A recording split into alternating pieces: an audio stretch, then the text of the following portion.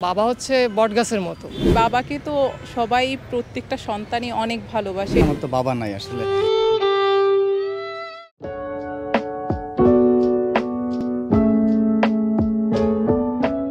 রঙিন দুনিয়ায় রঙহীন বাবা।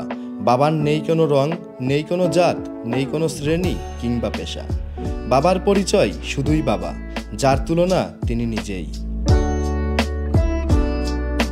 এক পৃথিবী সমান দায়িত্ব কাঁধে তুলে নেন বাবা, সন্তানের জীবন রাঙানোর তাগিদে।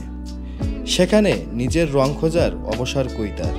চলুন এই মুহূর্তে জেনে আসি কিছু বাবা ও তরুণ তরুণীর বাবা দিবসের গল্প। বাবাকে আমার তো বাবা নাই আসলে।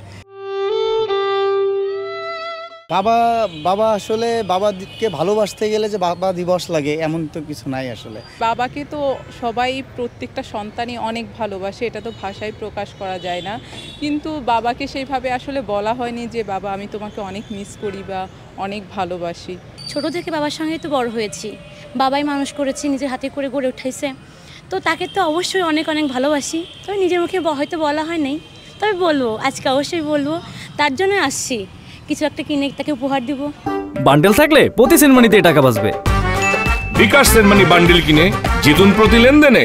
বাবা হচ্ছে বটগাছের মতো। যার বাবা নাই সেই জানে যে বাবা কি জিনিস বা বাবার অভাবটা কতটুকু। আজকে বাবা দিবস। বাবা হিসেবে কতটা শ্রম দেওয়া লাগে পরিপূর্ণ মানুষ। দুইটা ছেলে আছে, আমি ছেলেদের জন্য চাকরি করতেছি, খেত কামার করে গরু বছর ফালতেছি। বেলা শেষে সন্তানের কাছে হেরে গিয়েও জিতে যাওয়ার পুরুষটার নামই বাবা। কিন্তু কখনো জড়িয়ে ধরে বলা হয়নি বাবা তোমাকে বড্ড বেশি ভালোবাসি। Ejaz Mahmud, channel I.